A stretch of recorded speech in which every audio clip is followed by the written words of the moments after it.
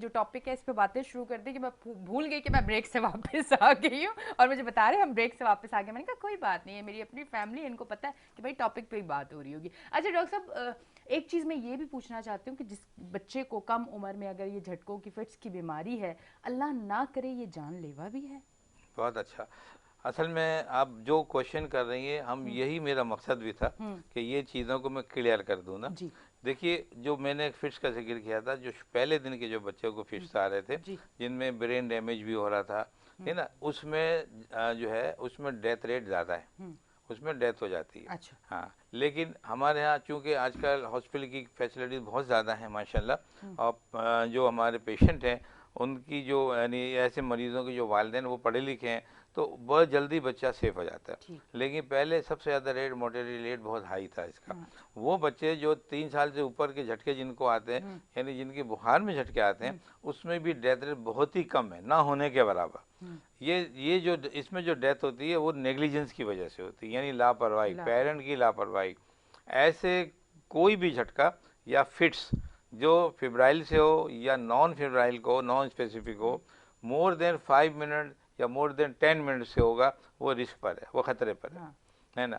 ऐसा फिट जो जल्दी 2 3 4 मिनट के अंदर हो जाए, 5 मिनट हो जाए, उनको हम सेव कर लेते हैं। हम्म। ऐसे बच्चे मेरे पास आते हैं जो आधा आधा घंटे जो है वो उनको जो फिट्स हो रहे हैं, और वो उनको तवज्जो नहीं दे पा रहे हैं कि नहीं इनको तो होते रहते हैं फिट, हम्म। तो वो ख़तरनाक है। अच्छा डॉक्टर हाँ साहब, यही या मैं एक चीज़ और ऐड करती हूँ कि मेरा भांजा, अल्लाह उसे ज़िंदगी दे, वो जब छोटा था बहुत, तो इसी तरह का उसका हुआ, और उसके साथ ना उसकी आंखें ब्लैक वाली एकदम से ऊपर ऊपर चली गई। गई। मतलब हमें तो जैसे इस तरह देखा ना, हमने तो 1 मिनट ही नहीं लगाया, ये नहीं पता था पैर में जूती है या नहीं है, फौरन जो करीब हॉस्पिटल था वहां लेके गए उसको। पर उसके बाद हम क्या करते थे उस बच्चे के लिए, जो वो बहन बताती है कि उसको हल्का सा भी फील हुआ ना कि फीवर है, उसे चेक करते थे कि बुखार बढ़े ना। जरा सही इस पे भी बताएं कि जिनको ये प्रॉब्लम होती है, आया उसका फीवर बढ़ना नहीं चाहिए जिससे ज्यादा मुश्किलात हो सकती है, सही। ऐसा कुछ है? देखिए, बहुत ही देखिए तजर्बा हम्म। इंसान को सब कुछ सिखा देता है। ये बिल्कुल आप सही है, जैसे मैंने मुख्तसर अभी कहा था हम्म। कि जिन बच्चों को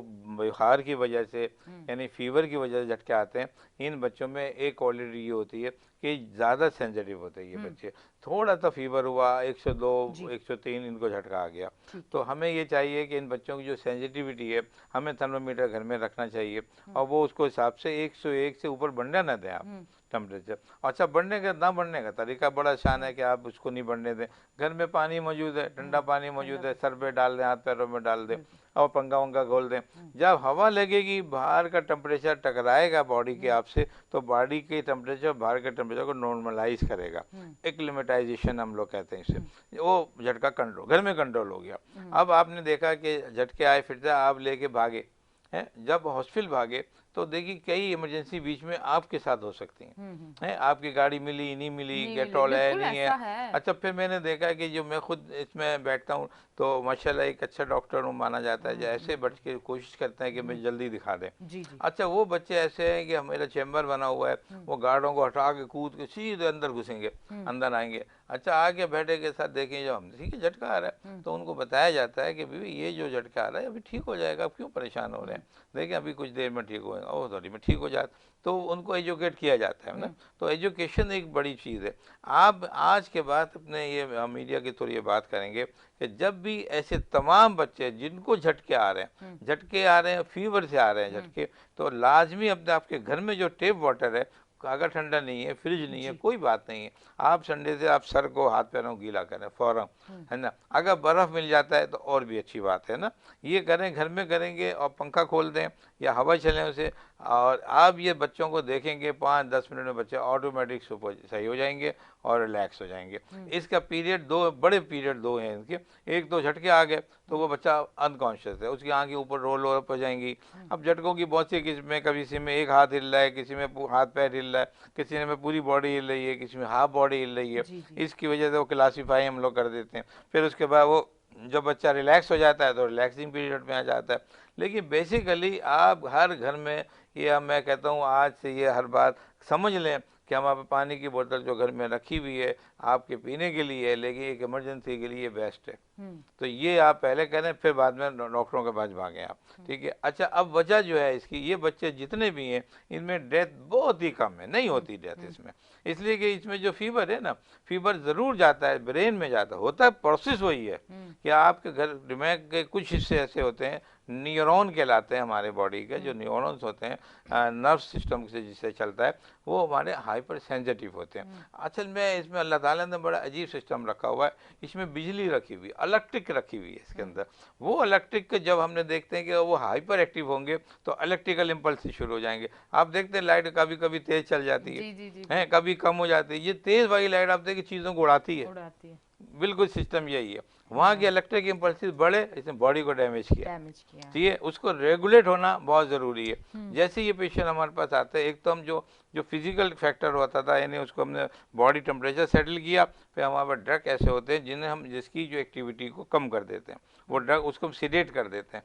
जब बच्चा सोएगा तो सारे रिफ्लेक्स स्लो डाउन होंगे, जब स्लो डाउन होंगे तो फिर ख़त्म होंगे आहिस्ता आहिस्ता। ये चीज़ें दोबारा टकरेंगी, दोबारा अगर उसके जो इन कांटेक्ट में आएंगी तो फिर फिट्स पड़ेगा। हमने ये देखा है, मेरा जो ख़ास तजर्बा है, कि ऐसे पेशेंट जिनको 3 या 3 से ज़्यादा मरतबा फिब्राइल फिट्स पड़ जाते हैं, उनको पूरी इन्वेस्टिगेशन करानी चाहिए। वो थोड़े से रिस्क पर हो जाते हैं। हाँ, उनमें कोई ना कोई ब्रेन में प्रॉब्लम क्रिएट हो जाता है। अच्छा, वो बच्चे जो 1 या 2 मरतबा जिनको झटके आते हैं, उनकी कोई डैमेजेस उनके नहीं होते, वो बाद में नहीं होते उनको। बस ये शुरू में 1-2 दफ़ा हो गए, बस खत्म, वो बाद में नॉर्मल लाइफ गुजारते हैं अपनी। तो ये भी एक चीज़ है। अच्छा, ये जो मैंने देखा है कि ये 2 बार जो इनको झटके आ रहे हैं बुखार की वजह से, तो हुआ क्या, बुखार ने किया क्या, एक तो डैमेज किया था। ऐसे बच्चों में 2 चीज़ें अहम है, एक कैल्शियम लेवल होता है, एक ग्लूकोज लेवल होता है। ये दोनों कम हो जाते हैं। किसी में कैल्शियम कम होता है, उससे झटके पड़ते हैं, इसको कहते हैं हाइपोकैल्सियमिक फिट्स कहते हैं। होते हैं फेब्राइल है, यानी होते हैं फीवर की वजह से। देखिए हम कहेंगे कैल्शियम कम हो गया, समझे ना, विटामिन कम हो गया, D3 कम हो गया। हाँ, अभी नई रिसर्च ये है कि हम कहते हैं D3 जो विटामिन डी जो है वो कम हो रहा है। फिट्स में एक मैंने स्टडी कर रहा था, मैंने देखा D3 बहुत अहम रोल प्ले करता है, समझे ना। ये जो मैंने कहा था छोटे बच्चे जो जिनको जॉन्डिस हो गया था, हम कहते हैं कि फोटोथेरेपी करें या सनरेज के सामने रखें, तो इसकी लॉजिक भी यही थी। इन बच्चों को जो इतना डेंजरस हो गए थे, कैल्शियम भी कम हुआ, ग्लूकोज भी कम हुआ, इनका D3 भी कम हुआ, जो हम फौरी तौर पर सन से लेते हैं, समझे। तो बहुत इंपॉर्टेंट है, विटामिन की कमी जो है ये सबब बन जाती है। ऐसे बच्चे जो मैं समझता हूँ कि न्यूबॉर्न बेबीज़ हैं, जो नॉर्मल थे, उनका उम्र 3 महीने से ऊपर हो गया, डॉक्टरों से चेकअप ज़रूरी है ताकि वो टेस्ट कर ले कि इनका कैल्शियम लेवल तो कम नहीं हो गया, इनका D3 तो कम नहीं हो गया, इनका HB तो कम नहीं हो गया। हमारा ये कम का लेवल जो है हमारे मुल्क में ज़्यादा पाया जाता है, हाई का लेवल कम पाया जाता है। तो हमें चाहिए कि हम वो हाई कम के लेवल को बराबर करें ताकि आपके बच्चा हेल्थी बच्चा कहलाए। डाइट तो बच्चा सब है, देखिए डाइट तो बच्चों की दूध ही होती है ना, तो दूध में तो सब चीज़ें मौजूद हैं। फिर ये सब चीज़ें क्यों हो रही हैं, फिर इसकी भी बड़ी वजह बन जाती हैं कि ये बच्चे दूध पीने के बावजूद ये कम कैसे हो जाता है। इसमें कुछ बच्चों को जैसे डायरिया हो रहा है, किसी को वोमिटिंग हो रही है, किसी का डाइजेस्टिव सिस्टम सही नहीं है, किसी इन्फेक्शन है, उनमें ये कम हो जाते हैं। अब किसी में ज़्यादा कम हो जाते हैं, नहीं कुछ में कम हो जाए, दूसरी चीज़ें होती हैं, किसी में कैल्शियम कम हो रहा है ना, किसी में आयरन कम हो रहा है। लेकिन जिनमें कैल्शियम कम हो रहा है D3 उनको फिट्स पड़ेगा, जिनका आयरन कम हो रहा है या तो उनको फिट्स नहीं पड़ेंगे, उनकी कोई दूसरी प्रॉब्लम है। तो मैं ये कहता हूँ कि अपने बच्चों का एक चेकअप बहुत ज़रूरी है, सही ना। और आपका जो सवाल था कि भाई वो बच्चों की डेथ होती नहीं होती, तो मैंने आपको बताया था कि शुरू के जो बच्चे हैं उनमें डेथ रेट ज़्यादा है, जो बाद के जो बच्चे हैं उनमें डेथ रेट कम है। ठीक है डॉक्टर साहब, अब थोड़ा सा हम कोविड-19 की तरफ आते हैं। क्या उन अल्लाह हाफिज करने वाले हैं हम उसे, या फिर हम खड़े हैं कि दूसरी तीसरी चौथी बार फिर वेलकम करेंगे? क्या सिचुएशन है, थोड़ी सी उस पर बात अल्लाह का बहुत शुक्र है, मालिक का बड़ा एहसान है। मैंने आपको शुरू में फरवरी के इंटरव्यू में मैंने बताया था कि ये लय ख़त्म हो रही है और अभी हम इससे छुटकारा हासिल तकरीबन कर चुके हैं। ये अभी भी जो डेथ हो रही है इनसे, ये जो ओमिक्रॉन से नहीं हो रही है, ये अभी भी डेल्टा ही मौजूद है। वही जो हमारे इमरजेंसी में ICU में लोग थे उन्हीं की डेथ हो रही है, उनको कंट्रोल थोड़ा सा मुश्किल हो रहा है। लेकिन अब ये तकरीबन ख़त्म हो गया, खैर में खत्म हुआ। अब ये उसी के फ्लू में आ गया, ये फ्लू लाइक सिम्टम में आ गया। WHO की रिकमेंडेशन है, समझे ना, और वर्ल्ड हेल्थ ऑर्गेनाइजेशन जो है उसने कहा हुआ ये बात कि अब ये कोविड-19 जो है ये हमारा फ्लू लाइक सिम्टोमोलॉजी में आ गया है, ये अब ये फ्लू लाइक वायरस हो गया ये। अच्छा अच्छा। या अब इनमें ये मैंने शायद आपको याद है मैंने कहा था ये कि ये हाँ, हमारे इसमें इंक्लूड हो बिल्कुल जाएगा, बिल्कुल क्योंकि बिल्कुल। जब ये फ्लू का हमारा जो आया था 70-80s में जो आया था जी फ्लू हुआ था उसको वही बहुत डेंजरस हुआ था, जी। फिर बाद में वो काउंटों में आ गया, काउंटिंग में आ गया।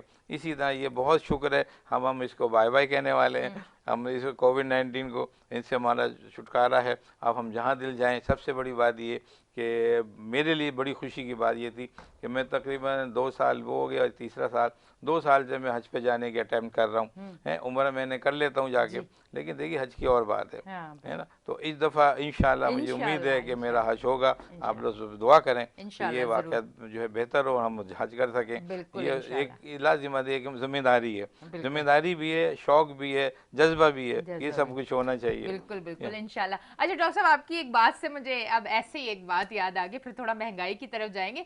डॉक्टर साहब, आपने कहा कि शुरू में इसकी शिद्दत ज्यादा थी, अब वो फ्लू की तरफ चली गई है, यानी कि मोहब्बत में भी शुरू में शिद्दत ज्यादा होती है फिर एंड में कम हो जाती है। थोड़ा सा इस पे भी बात करते हैं। शुरू में बहुत शिद्दत, आप बहुत देखिए मोहब्बत भी अगर आपको हो तो वो शुरू में एक शिद्दत बड़ी होती है, आप रह नहीं सकेंगे या आपको आदत हो जाएगी कुछ, और बाद में उसी से थोड़ी थोड़ी दूरी हो जाती है। ये क्यों, कोई भी चीज शुरू में शिद्दत क्यों इतने इख्तियार करती है? बिल्कुल सही है। देखिए इंसानी फितरत हाँ मोहब्बत पर है, एक बात हाँ बताइए, हाँ ठीक। इंसानी फितरत मोहब्बत पर है, अमन पर है। जी इंसान की फितरत में झगड़ा नहीं नहीं है, है। ये झगड़ा शैतान से आया, हाँ समझे ना। अल्लाह ताला ने जो इंसान बनाया था वो मोहब्बत के लिए बनाया था, आपस में दोस्तियों के लिए बनाया था, मगर हमने इसका मिस यूज़ किया।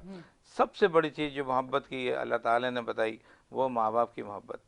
और माँ असल में उसको दुनिया बनाने का मकसद ये था कि अल्लाह को पहचाना जाए, हाँ ठीक है ना।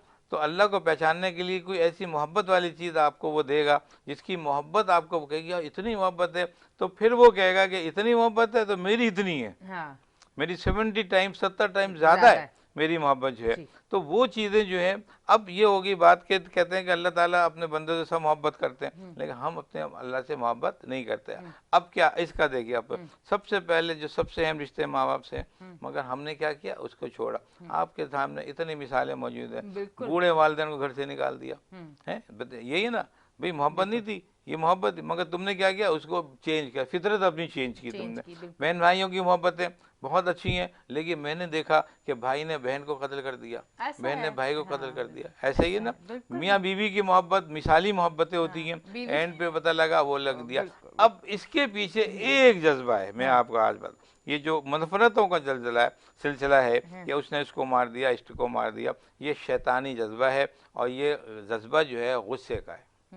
अगर आज आप हर कौम का हर फर्द ये तय कर ले कि मैंने गुस्सा नहीं करना, मुझे गुस्से पे काबू करना है, तो मैं ये समझता हूँ सारे मसले हल होंगे, मोहब्बत मोहब्बत ही रहेगी हैं।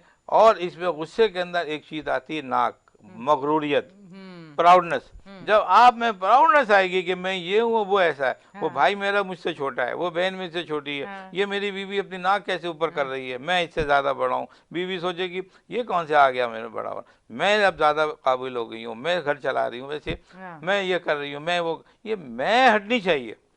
ये मैं से सारे काम खराब मैं से सारे काम होते हैं, तो ये मैं को मोहब्बत से बीच में उठाइए। आप, मैं इसका जैसे मैं बता दूं, आज मेरा घराना ऐसा है कि मेरा पूरा ख़ानदान, अगर आप कभी विज़िट करें, मैं अपने खाने का, हालांकि मैं बड़ा नहीं हूँ, मुझसे बड़े मौजूद हैं, लेकिन मुझे बड़ा माना जाता है। इसकी वजह क्या है कि मैंने मैं नहीं रखी। आज किसी को प्रॉब्लम, मैं अभी भाग के पहुँचूँगा उसके पास, भले वो कहीं भी रहता हो, क्या हुआ भाई तुम्हें, ये कह लगे ये हुआ। आप मोहब्बत तो रखें, हैं, आप मोहब्बत रखें, बेलौज मोहब्बत रखें, आप मतलब नहीं रखें, बिल्कुल। आप देखिए कि आपकी मोहब्बत आपकी ज़िंदगी कितनी खूबसूरत बदलेगी।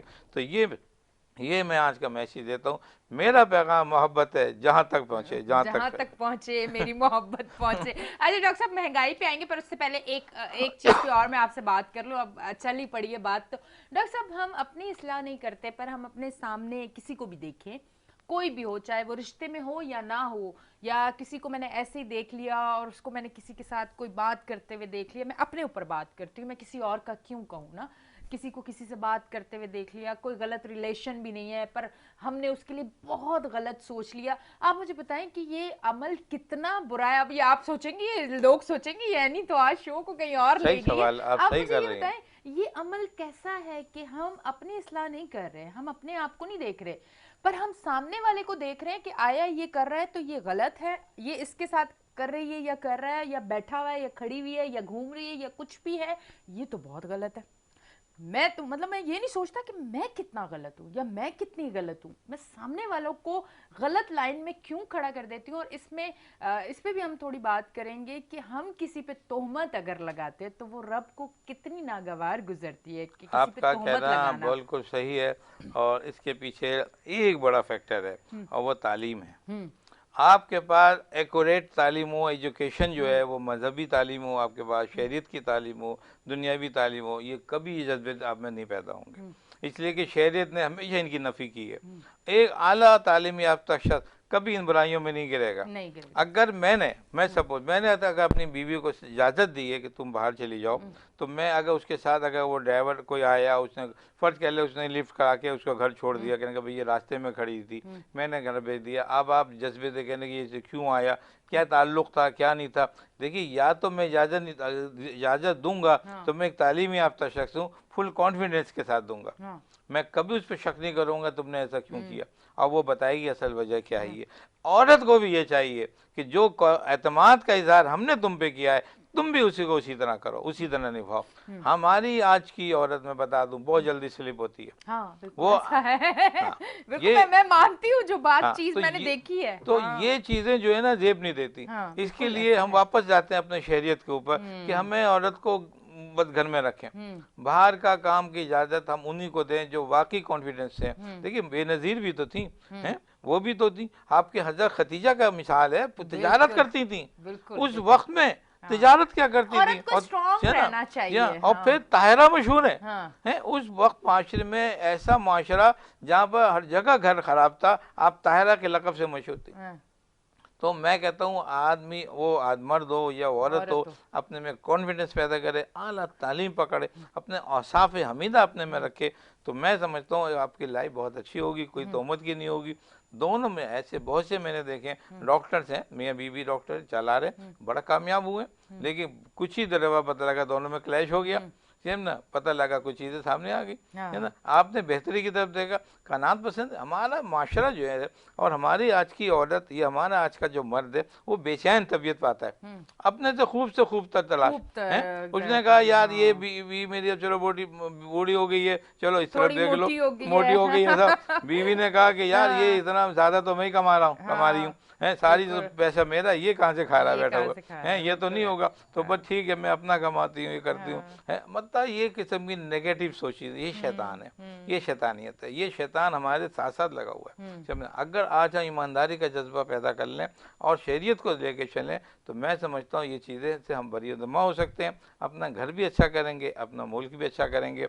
हमें दूसरों में तोहमत लगाने से बेहतर है कि हम अपने आप पे नज़र करें, अपने गिरबान को में देखें कि हम क्या किस चीज़ में। बहुत प्यारी बात करती हैं आप, सवाल में जवाब मिलते हैं अगर हम ढूंढते हैं तो। देखिए, यही है कि हम अपने आप के अपने अमल को देखें ना, अगर हम अपने अमल को देखेंगे तो आप कभी भी दूसरे पे उंगली नहीं उठाएंगे, बिल्कुल। और तो हमें ये चाहिए कि हमें अपने अमल पे जाए, अपने आप पर। उन लोगों के लिए जो मुझे देख रहे हैं इस टाइम और जो रिपीट में भी हमारा शो देखें या यूट्यूब पे देखें, ये आज का मैसेज है कि किसी पे तोहमत लगाना, किसी को गलत साबित करना, किसी को गलत नज़र से देखना, जो नज़र आ रहा है शायद वो वैसा ना हो, कुछ और हो। मेरे हाल से हम अपने काम से काम रखें, हम अपने आप को बेहतर करें, ना कि हम दूसरों के अंदर नुक्स निकालें।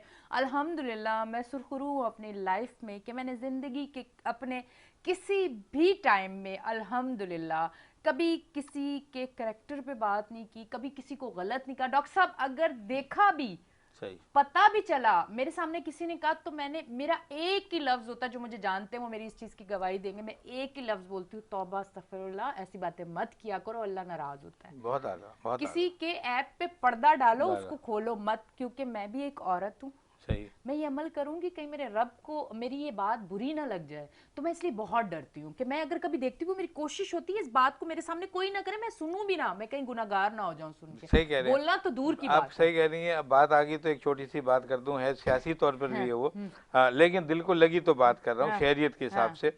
पिछले दिनों मैंने एक बात सुनी, रैम जो इमरान खान की बीवी थी, प्रीवियस बीवी थी, रेहाम खान। हाँ, तो उन्होंने कोई ऐसा बयान दिया कि भाई इमरान खान कमज़ोर थे, हाँ, ये था वो exactly, था, हाँ, हाँ, कुछ इस टाइप की थी। यानी मैं समझ लो वो बातें जो आपकी इंडोर हैं, हाँ, आपकी बैठ की चीज़ें, हाँ, आप यार पढ़े लिखे हो कि आप बाहर कैसे निकाल रही हो उस निकाल बात सकते को? हैं, बिल्कुल ये गलत है चीज है। ये हाँ। अल्लाह कितना बड़ा पर्दापोश है, उसने आपका पर्दा हटा दिया तो फिर आप कहाँ जाओगे? मैं कोई फेवर नहीं कर रहा हूँ कि इमरान खान है या कौन है, मैं इंसानियत को देख रहा हूँ, मैं इंसानियत की फलाह को देख रहा हूँ, उसके उसूल को देख रहा हूँ। हमें पढ़ लिख के हम कितना क्यों भूल जाते हैं हम ये हाँ, कि हम बिल्कुल। किसी को जलील कर देंगे। देखिए जलील और इज्जत और जिल्लत अल्लाह के इख्तियार में, आपके कहने से क्या कोई जलील हो जाएगा? नहीं, नहीं, आप बिल्कुल, पे हर्फ आएगा बिल्कुल हैं। ऐसे ही। अगर मैं कहता हूं कि अगर आपने ये देखा आपका शोहर अगर कोई गलत बात आपसे कर रहा है और आप हाईलाइट करती हैं तो आप भी बराबर की शरीक हैं उसमें। समझे ना? ऐसा हो ही नहीं सकता कि एक तरफा फैसला हो ये। बिल्कुल। तो आपके जहन में भी कोई गलत बात आई थी तो उसने की है, बात की है। तो मैं ये कहता हूं कि आप दोनों अपने को बराबर समझें। समझे? जैसे कहते हैं ना, रिश्वत लेने वाला रिश्वत देने वाला दोनों जहन्नुमी।